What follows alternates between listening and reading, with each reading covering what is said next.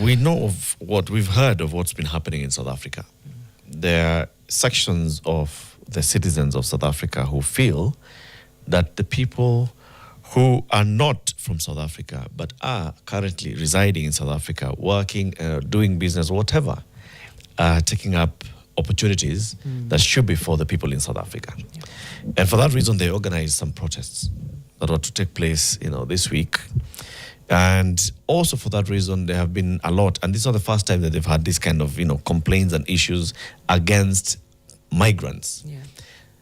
They sometimes mention, non-documented migrants, illegal migrants who are present in the country without proper paperwork and, right to be in the country legally. But it extends. The conversation just continues extending. Now, recently, the issue has actually come to a head to a level where governments are evacuating their own citizens. Kenya is not left behind.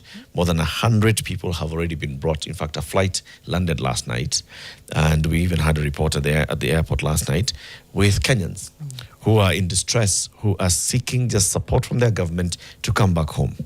One of those who have come back home this week is here with us in the studio, Ruth Wambui. She's speaking to us here in the studio and will be joined online by the leadership of the Kenya's diaspora in South Africa, led by the Secretary General, William De Geer, who will also tell us what's happening on the ground. But let's first of all welcome Ruth to the studio. Karibu sana. Thanks you. Thanks for having me.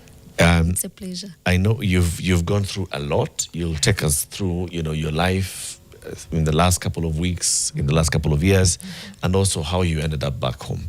But first, what we like to do with our guests is we have a day's quote. Felaris is going to give you the quote.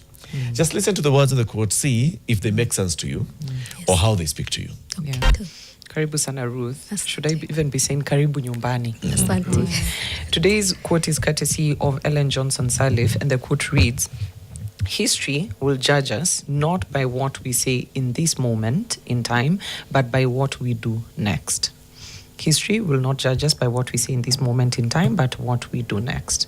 Do you agree with the quote? I do. How does it speak to you? Keeping in mind what we've been going through, from now forward, moving forward, future is everywhere. Yeah. Anyway, you can make it in life anyway. And home is always the best, So basically, I went through a lot. It is a lot to take in. And first and foremost, I want to thank you for having me. It's a pleasure. And also thanking the government, It's heartwarming to know there's someone who care about you out there in a place that you realize no one is there to appreciate you. Your life is at risk, Yeah. Nashukuru serikali for that love. Even the leaders that side, they did a lot of work to make every person from different areas. They catered for accommodation, food, sanitary, everything. So basically, I'm very proud to be a Kenyan. That's a very good so thing. good to hear. It's really good. It's powerful. Yeah. When did you come back home, Ruth? I came on Tuesday. I think I was in the second flight. Yes. Was it a KQ flight? It's a KQ. Very nice. That moment when they play that jingle when you got onto the flight and they started. Hey, I felt it's a lot. they actually, people talk about those moments when you have a national carrier and it plays that jingle. Or the moment when you land at JKIA. Yes. Welcome to the Jomo Kenyatta International Airport. Yes. Did you cry? I did. First of all, why I did cry is because we've been there for long, right? So trying to make ends meet, you find you have bills to pay that side. Sometimes it's hard to come home because the little you earn there, you have to sustain that side. You got families that side. Yeah. You got issue to settle. So feeling home, it's basically one of the best things. Yes. Maybe we go back a little bit in time. Yes. When did you first go to South Africa? Yeah.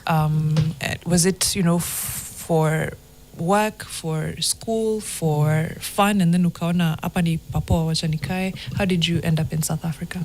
I went to visit actually. Yes, I went to visit. Then after some time, then I felt, okay, why not start life here? What year was that? It was 2013. Yes, yes. 2013 years, 13 years ago. So I stayed there. I'm there legally. Okay, then I got 2 kids now. Yeah. It's so you got to South Africa, started living there in 2013. 2013 years. When you say you're there legally, you're legally there as a resident. Yes. Correct? And you have the correct papers. Yes. To allow you to stay there. Yes. And to work there. And so were you working or doing business? I was in business. Yes. What I was line of doing business? beauty. Yes. And in that industry, what's basic, as Kenyans sometimes, we got that mind to create like a job opportunity and all that. So what we did, the idea we brought in, we took an open space. Actually, I took an open space, put some mirror space. There's a way, when you go to a country, there's a way they live. Yeah. So you try to adapt to how they live. So basically, I went there. I took a single room. Nothing was there. Plain. Then I decided, okay, if I put a mirror there and a chair and a cupboard just to put your stuff in there, you'll find some people to rent from you. Then you can make a living out of it. So basically, we're creating jobs for them actually, because it's hard for them to, take a bigger space. Right. It's very expensive. So they rent a chair, a space. A space chair, yes. I like that, and it's you took Kenyan business to South Africa. You do that here. Yes, yeah. And that's been what you've been doing for 13 years. Yes. Then you built a family somewhere along I the way. built a family, yes. Okay, how old are your children? The one is turning 11 this year. The other one is 5 years old. And when you came, amazing. Did you come back with them? Yeah, I had course. to. You can't leave your kids Of behind. course. Of course. You can. You can't. But are they South African citizens? They are South African citizen. Yes. Wow. Are you married to a South African? No. No. Yes, I'm married to a Kenyan. So when you went there, Yes. those 13 years ago, and you went to visit, and then you saw the business opportunity, Yes. how did you then regularize your stay in terms of your paperwork? When you go there, after some time, they give you a time limit. After that time limit, you have to go and extend if you decide to stay back. You go, you extend, then they give you the allowance or grace period on. So every time you have to go and renew your paperwork. Yeah. So basically that's how. So you kept renewing You kept your renewing. paperwork. Yes. And as late as last week, Yes. your paperwork was in order. Okay. Nirudishe kidogo nyuma. Yes. So last year, but I feel like now I feel like maybe that's what transpired to whatever happened. So I was at work, then busy as usual. Then a call came through, someone phoning me. Oh, Ka, where are you? Then I told them I'm at work as usual. Then they said, come back home. Your house is on fire, right? Then I was like, that moment you're trying to come to terms. Is it true or is not? Okay. Yeah. Then I went back home. It's not a long distance. It's quite a short distance. Right. So I came back home only to find everything to ashes.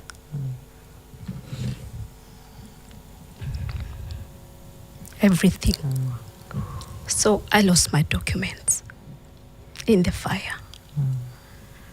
Anyway, I had to take a proper procedure to record and, to be in line with whatever I'm going through.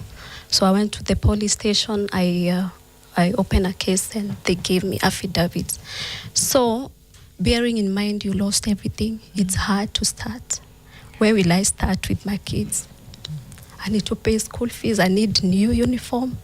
I need, if you lose, if you lose everything. So it was hard. But I was in the process of processing the documents. But it was kind of hard because I have to provide for the kids, the food, Everything is money that side. Unlike here, utaenda kwa shamba, uchukue this and that, and you make everything there is money. Was it a case of arson or just the circumstances to the house burning down? Okay, nothing. I can't say. I don't, till this day, I don't know what transpired. Yes. And I'm curious, what Yes. part of South Africa have you lived in these 13 years? Yes. Because I'd want us to really contextualize the stories that we're seeing coming from South Yes. Africa Yes. to specific areas without making the assumption that it's the entire country. Yeah, I've been living in, there's a place they call Verulam in KwaZulu Natal. Yes, that's where I've been residing for the past 13 years. 13 years. Yes. That's, first of all, I'm incredibly sorry. So The yes. fact that you've lost all your belongings. Was there anyone at home at the time? No, thank God for Thankfully. that. Thank God for that, because my kid, she only missed, because the school there it's 7 to 2. So she only missed 10 minutes delay. She was delayed 10 minutes. So I don't know what I would be anyway. It was a Yeah. standalone house, yes? Yes. It's painful. And the small one was by my neighbor as usual, because when you go work, you don't basically go with the child. Yeah. You leave the child behind. Yeah. Yes. This was last year. That was last year. Wow. So since then, last year, I mean, you're trying to get your pieces back up. You're trying Yeah. to get your documents. You know, you have a business that's running, but you're home. You have to start from scratch. Yeah. At the same time, you know that now you've lost your documents. Okay. Yes. When they started the initial conversation about, immigrants to go back home, do you remember when that was and what you felt, especially now that you knew that your documents have actually gone up in flames? Okay, this thing has been going for a long time. It's like tunasemanga, it's a circle. It's a 'Cause sporadic. It we've comes been and used- goes. Yes, we normally we've come to terms to this, because they'll always fight with us, and then the waves comes and goes. Yeah, just so. But for the past, I would say 1 year. Right, so, yeah, wameanza, they were very tough on us, and there was a new movement that started. I think wanaita March and March. There's another one they call Dudula. So basically, what they do, they evacuate you from your house. Wanakutoa yani without anything. They say no. This one is our country. This is our house. Whatever you have here, it's our money. This. And it's not So fair. they evict you from your own house? Yes, they do so. And they tell you to leave without, Yes. leave everything, leave all the Yes, furniture. some people have been tortured, and I've seen them. One day I was going to work, and coming to work, there was this, I think the guy was Malawian. So when I was going, I saw a group of people. They are hitting the guy like, that's not human. Because you can't just hit somebody because she's not a citizen. Yeah. You'd rather submit them to the right authorities. Yes. But brutality we've experienced. Some people have lost lives. Yeah, it's a lot. It's traumatic. It really is. traumatic. It is. It really is. And Yes. I want to to speak to William, who's online. Yes. He's the Secretary General of the Kenya diaspora, Kenya diaspora in South Africa. Yes. Good morning, William. Good morning, Eric and your panel. Nice. It's good to hear. Yeah, good to hear from you, William. Are you currently in South Africa? Yes, indeed. I'm currently in South Africa, in the of East London. East London. Talk to me about what the situation there looks like for Kenyans, for the diaspora at large, anyone who's coming from another African country especially, and for Kenyans specifically, and why you haven't left yet. The situation has been particularly very difficult, more especially for vulnerable Kenyans living in different parts of South Africa. While not every area has experienced violence, increased migration enforcement and protest and also the uncertainty have created fear, more especially among the undocumented immigrants and also to the low-income earners. The people most affected are not actually what you might call the wealthy professionals. They are just the ordinary Kenyans working very hard, just like Ruth, from day to day to survive. These are your barbers, your mechanics, your tailors, your saloon owners, the domestic workers, the street vendors, the shoe repairers, and other self-employed entrepreneurs. And these are the people that mostly depend on daily income to feed their families. When businesses close or movement become restricted, many of these families immediately lose their only source of livelihood. To some of us, we are on a different path, and we understand from the ground that most of these Kenyans are affected, and being so much vulnerable, we have tried to, to interdict for them to be able to be returned home, because we can see their livelihood has become so difficult. Personally, I haven't come back home because I believe, standing with the society, I would rather be the last man standing to make sure that everyone has been evacuated first before I come back home. You could only imagine if I was to come back home, who could be coordinating for the other Kenyans and maybe fighting for their plan to be taken back home. William, how long have you lived in South Africa yourself? I arrived on the KQ flight back in July of 1996. So technically, this will be my 30th year in South Africa. Years. Wow. And throughout that time, I mean, we've had the various cycles of, the anti-immigrant protests and talks in South Africa. How has it been? Has it gotten to this level before? Well, from previously, when we had this kind of these immigration and attacks, xenophobic, we usually have name for it. Now we call it Afrophobic because it only affects the African immigrant. It is usually concentrated sometimes on just a few, certain areas of the country. But we have seen in this year's protest, it has actually, become diversified. More especially, it has gone to other ethnicities around the country. And this year, it has actually proven to be much broader than whatever has been happening previously. So it is very currently more than previously that has been anticipated. What's a specific grievance? I mean, what is it that South Africans feel that other Africans have done to them that they need to leave? Well, I believe, to be specific, I feel like most of the South African, more especially, those from the low income bracket, they feel like there is a big competition being brought in by the immigrants. Although the sentiment that has been put there is not correct, that most of the immigrants are taking their job, because you'll find most of these immigrants that come here, they specifically don't go to professional work, although there are those in the critical skill who come, of course, to bridge the gap where most of the South Africans can't be able to work.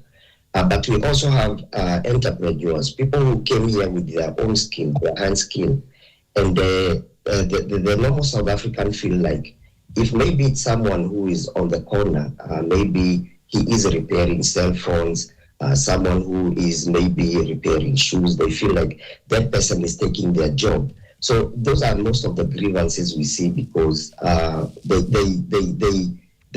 government has actually perhaps not been able to address the immigration issue very well, knowing that it is a very complex issue, especially dealing with the migrants. William, just before we take a break, maybe just give us the numbers of Kenyans who are known to your association as of today. We've seen 27,000 being reported from the Diaspora Affairs. Is that the number that you have? From our registered members, we have close to about 12,000 Kenyans. We understand that some of the Kenyans who have migrated have not yet been able to join the organization. But we are also appealing to each and every Kenyan who is living here in South Africa to register with KEDASA so that if anything such as the sporadic violence that is happening currently might occur in the future, then we can be able to have one voice, a good coordination. And you can only imagine if maybe we are not coordinated among those 12,000, it could have been a disaster because it wouldn't be easy to reach each and every Kenyan. South Africa is very diverse. We have vast land, and as you can imagine, reaching someone from Cape Town while someone is in Johannesburg, it's quite a distance. So the unity and the network needs to be there for all Kenyans that are coming here. And we encourage, especially most of the Kenyans, to also register with the teams, so that at least they can be counted and they can be reached whenever something happens. We need to take a break, but we'll be right back in conversation with William and Ruth, who's in studio with us, who arrived back home, just getting a feel of what is going on in South Africa, and also just sampling some of your comments. Hashtag is Fixing the Nation and TV. As our conversation continues about what's happening in South Africa and the plight of Kenyans who are in South Africa, Ruth is one of them who's lived in South Africa for 13 years. Got to a point where she just needed to get out with her 2 children, landed in Kenya on Tuesday. There are many others who have come home. Others are still trying to find their way towards Pretoria to get to a flight so they can come home. And the Kenya community, diaspora community in South Africa, is helping to coordinate that with the State Department for Foreign Affairs. Some comments here. Kikombe says, feeling sorry for you. Rashid says, so sad, but karibu nyumbani. Don't regret living as long as you're safe.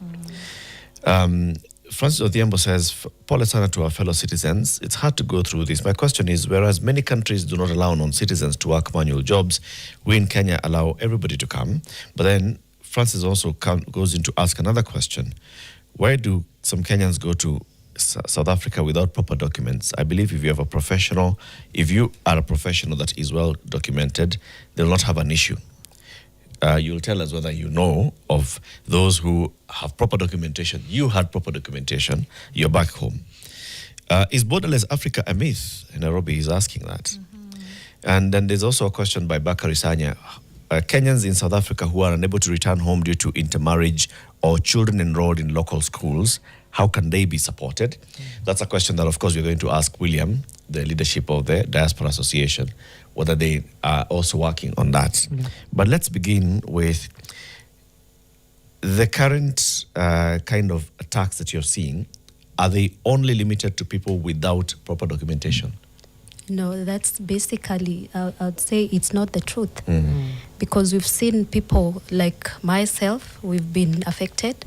And some people, even with an ID, you can acquire being a citizen by just staying in a country for a long period of time.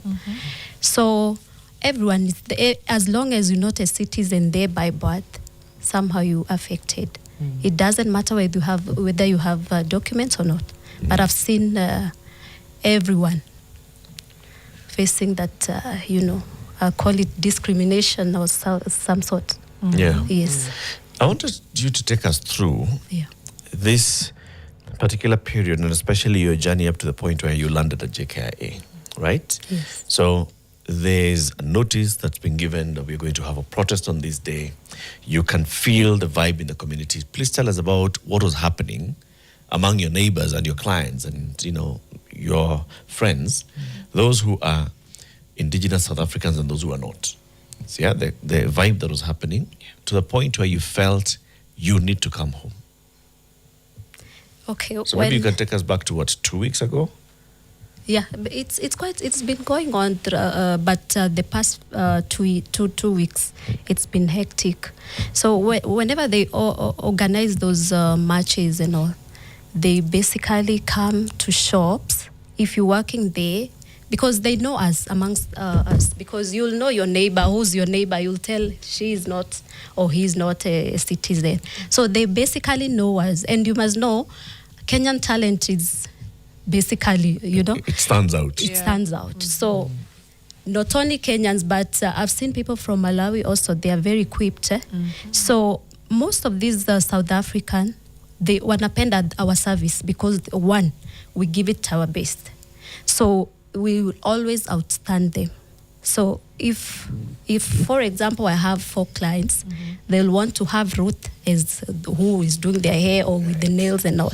But there is one South African there, no one wants to go there because they are not that. Not to say, I'm not saying they are not perfect. There are those who are perfect, but the market for this thing for foreign Kenyans or foreigners and their skills. Yes, the market they're outstanding. Okay. Yeah, so there is competition. So I feel like that is where the issue is, because how do you come to a country and you be the one having most of the class, and me here, I don't have as such as you. So so they know us. So they know, okay, Ruth is a target.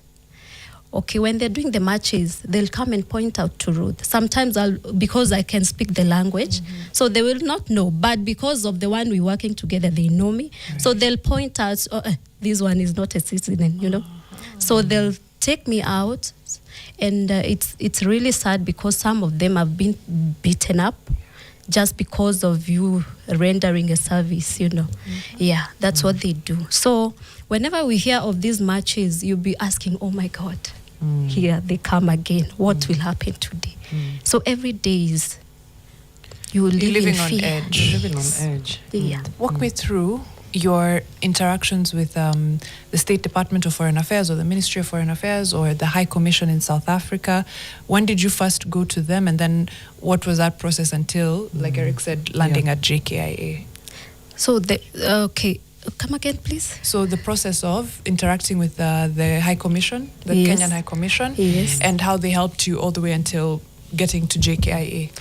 Okay, tuko na hii group inajita Kedasa. So basically just on a WhatsApp call away, unakusendia a link. They send a link, then you join. Then everything that is happening in South Africa or outside South Africa, we get updated every time and then. So for these few weeks, wamekuwa wamekutuambia, if you are experiencing anything or threats or anything, your life is in danger, come forward, list your name, be amongst the top one. If you need evacuation, talk. Right. Yes. So they've been very supportive to a point that when the match, they had given us till 30th of June. So we were like, okay, can we wait and see maybe this thing will pass, or maybe can we go? Because we can see chini ya maji kinaumana every day. So we don't know whether we should go or whether we should leave. So basically, like for me, I was torn apart because niko na ile hope, okay, maybe this thing will pass, then we carry on. But having in mind that I've lost so much, sikuwa na that thing to hold on. I think God had a purpose. One thing about God is always, he have a purpose. So I didn't have much because I lost already. So then I sat with my husband. I said, no, I need to evacuate the kids because we don't know. Because the situation right now, we could see a week before then, about 10,000 Malawians wako kwa tent, hawana sanitation, hawana vitu kama blanket. It's winter that side. So, and I was like, kama these Malawians have been wako vile, what about us? So let me just take this opportunity and just go home. So I submitted my name, but still I'm still holding. When you're holding so much, you don't want to let go, but something is telling you, just go. God will give you another, So I was like torn apart. Do I do? But you see, my name is on the list. But sijakubali, I'm still holding because my husband is that side. So I'm saying, where to start? Then I called my pastor, na fellowship in Christ Embassy, Dr. Shane. He's been a source of support, prayer-wise. He's been a pillar of, So whenever we have issue, we call him spiritual guide anyway. So akatuambia, if you feel like it's safer for you and you have a free flight, then if you have decided you can go, you will prosper anywhere you go. Yeah. So, okay, I took that faith, you know. Then I said, okay, let me go home. Yeah, kupiga nyumbani, they were very excited. Wakasema, yeah, karibu nyumbani. Yeah. So the flight, wow, the flight was free. Yeah. The flight was Can free. you imagine? Yeah. Yes, For it you and was your free, kids. and I told you I was staying in Durban. Yeah. So it's quite a distance. You can imagine. They take you from there. Wanakupeleka Pretoria, where is the High Commission. When you get there, wanakupeleka hotel. There's food. There's meal. It was basically kind of. For that, a government image a very big part. Wamecheza kama wao. The Kedasa team, I salute you. That's to William and his team. Yeah. Yes. Just before you go, Fela, I wanted to ask about your husband. Yes. Bado wako South Africa. Bado wako kule. Kazi. Yeah. How does he feel? Sasa it's a lot kwa sababu ako kazi pale. And I got business that side. I can't just leave and you know. We have to make arrangement. We need to sell items there. I don't know how the government will come through for those people, because not only him, there are other Kenyans, there are other citizens owning business. But because I've been following through, and the neighbors and my clients, they've been reaching out to me. Wanasema the situation is worse because now they are going door to door now. You know, you can't even show up your face. What does going door to door mean? Door to door, it means when you, like in the night, you sleeping basically with your wana knock. See, we know each other who is who. Wana knock, wanakwambia unafanya nini? Tuliwapea mpaka 30th of June. What are you still doing here? So they hitting. Leave. They knock, they ask you to leave. Yes. So when you're leaving, you leave with nothing. Kama ulikuwa umevaa night dress, hiyo ndo utatoka nayo. Oh my goodness. Yes, it's that.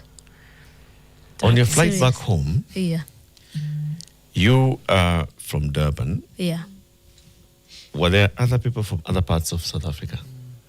Yes, but see, like for us, we Kenyan, so we know where we're going. Yeah. But like for citizens like Malawian, I don't know their government, but I wouldn't compare our government with their one, because ours, the treatment we got, it's way beyond than for this one. Wale wako kwa tent, you can imagine it's winter. They got kids. My husband is a nurse that side. Wow. So he wako na ile nini team. Wanaenda my pastor is also a doctor, so wanaenda, they do treat, and you can see small children, you know, small kids in the cold. You know, food-wise, but there are organizations that are coming through, you know, for such a situation. But seeing those kids in the cold, some are sick, they picked pneumonia, it's saddening. That's very unfortunate. Yes. Being a parent, you can attest to this. Seeing your child in the cold and you can't do anything to help the child. Yeah. It's the most devastating state of It's a very heartbreaking situation. Yes. We still have William on the line, and she's given us very good account of how she was repatriated. And my question is more on the people who do not have their legal papers and how that process is looking like for them. What are the requirements for them to be able to come back home? How is Kedasa helping them in terms of really putting whatever it is they have together and getting them back home? Thank you so much. As Kedasa, we included, or we did have a meeting with the State Department, also the Kenyan Embassy. And we understand the repercussions, especially for an illegal migrant here. If you are caught without legal documents, the first thing they do is they arrest you, they process you, they see whether you have any other, you are linked to any crime. And after that, they will actually, put you in the deportation camp. Sometimes you might be taken through the court processes, whereby the magistrate would jail you pending your deportation. What we did is we negotiated and we requested the Kenyan government through DIRCO, through the Kenyan embassy, to interact with the DIRCO so that those people that are here illegally, they shouldn't fear to avail themselves so that they get kind of leniency, or they get kind of immunity. And they did this negotiation very well. We understand that while most of those being processed at the moment, they are going through the process. Anyone without any criminal record has been processed successfully, and they are being repatriated without going through the court processes or being put in the deportation camp. And we really commend and we thank the State Department for Diaspora Affairs, also our embassy here. They have been working around the clock. We applaud them very much. They have really come in for Kenyans. And going forward, we hope that most of those people who are here feel vulnerable will still take advantage of this situation and go home. At the end of the day, east, west, north, east, home is always the best. So we are encouraging them to go. It's not too late. The process is still going on. Currently, we still have people being processed at the Kenyan embassy. And we thank the embassy particularly because our Kenyans are being sheltered very well. So yeah, the process is going well. We are very happy. We don't have incidents. Most of the Kenyans they are reporting they are very happy. They are being treated well. William, let me ask you. South Africa is vast. There are Kenyans who will be in all corners of South Africa. How are they being facilitated to get to Durban so that they can get their documentation to come back home? Are they being picked up by, embassy-supported vehicles, or are they finding their way to Pretoria? Well, that has been one of the challenge. And initially, when we started collecting the names, most of these people are reached out, or they reached out to Kedasa, compiled a list. This list was forwarded to the Kenyan embassy. Although some of the people were not reached on time because the situation was on emergency. We were trying to beat the June 30th deadline that was being given. And we found that among the people that the list was forwarded to the embassy took the initiative and they were calling each and every individual personally. And those people that answered the call, the embassy were very helpful. We understand maybe most of them were given humanitarian support. That is, they could ask, what is the situation on the ground? Have you eaten? What is your circumstances? What would you like the embassy to do for you? And most of them expressed that they needed humanitarian support first of all. So they were sent money for food, which is commendable and very good. And then they were paid the transportation from various regions. So if you would have in the Eastern Cape or in KwaZulu-Natal or even in Western Cape, there was coordination with the. I really commend a lot of leaders because they were working very tirelessly. Some of them were even having late night calls as early as 2 a.m. to make sure that we coordinated. We made sure that we did not want anyone to need to be left behind. And currently, most of those that were given transportation, they traveled to the embassy. However, for those people that did not heed to the call earlier, they are still coming out, and we would like to still request the Kenyan embassy not to tire up. Some of these people, they have lost their livelihood. They don't have transportation, especially, to distances of 1,000 kilometers, other 600 kilometers. So we're requesting them to come in for them because we understand it is very tough out there. There are roadblocks being manned from time to time.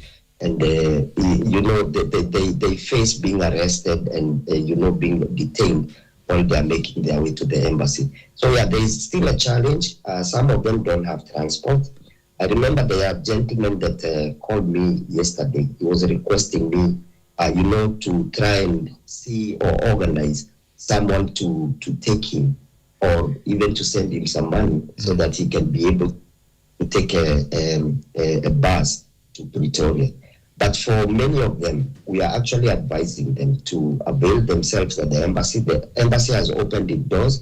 and we are very grateful. No one has been turned out when they go to the embassy. Yeah. Their door one is being processed when they get there. Okay. William, there's the other angle. Like Ruth has told us, she left her business.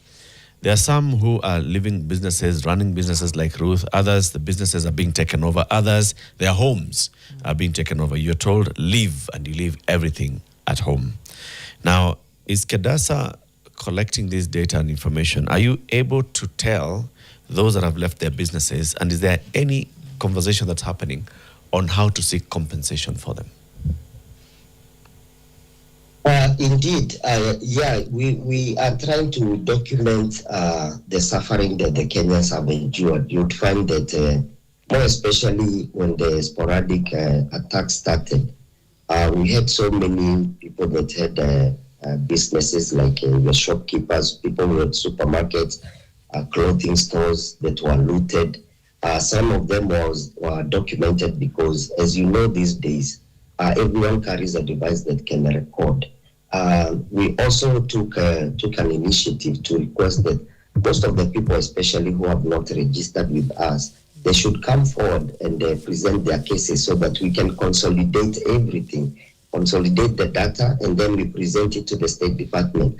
We understand that Kenya and South Africa have got a good bilateral, relationship, and it would only be very fair that if a person has lost, his or her livelihood, has lost maybe a business, it would only be good maybe to look or to mitigate a way where this person can, be given a good kickstart from whatever loss that they have done. So as KEDASA, we are working very hard. We are convening with the regions.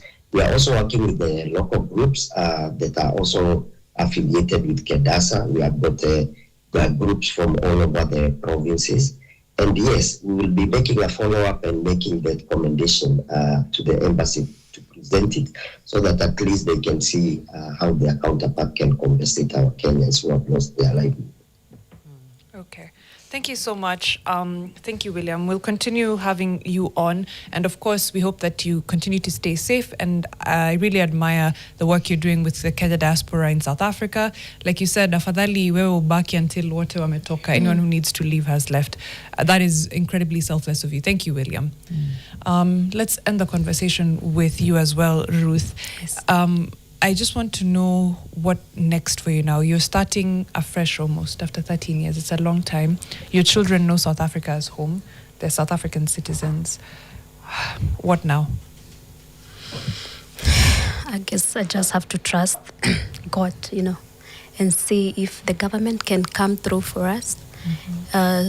Maybe fund us. Some of them, they were working jobs. If they can find jobs for the affected people. And also some are traumatized, they need counseling, like myself and my kids we did, If the government can really come through for people. And also those, because like I told you, there are so many waiting that side. How will they leave their business and all that? So we just hope that the government will come through for us. And Thank you. Yes. After getting back home, just a final question. Has the State Department organized any form of psychosocial support for you? Counseling? You're going through a lot. Yes. You've just come back here. You don't even know where to start life, and you know where your life is. Any such kind of support that you're getting? No, not really. The only support I'm getting so far is my family. They've been through thick and thin. They are trying every effort, to take out that mind. Sometimes it's hard even to sleep because you don't know. I left my partner that side. I don't know what's going to happen. And throughout all the suffering, those things, they're always on my mind. So I wouldn't say as such, there's nothing, but I'm hoping. Kwa sababu watu wameumia sana. Yes. And for people with families that side, it's really, it's quite a lot. Yes.